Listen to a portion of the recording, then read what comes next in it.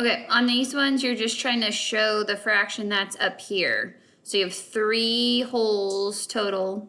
On these things over here on the side, this one down here will fill in the whole thing for you. So if you look at your fraction, you have 2 wholes. So you do 1, 2, and then now you look at the fraction, you have 3/10. There's 10 total rods here, so you're going to shade 3 of them in.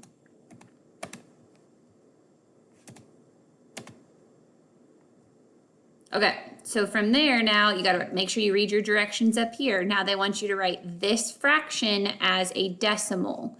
So this is still just the number 2. Like if you ignored the fraction, it'd be a 2. And then you gotta put your decimal point.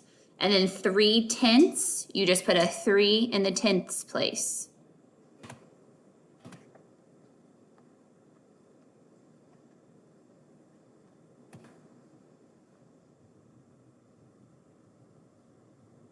Okay, and then it has you, so you have a decimal, and it wants you to take the decimal and rewrite it as a fraction. So start in your ones place, you have 1 whole, and then you have to see how many you have in your 10ths place. You have 7/10.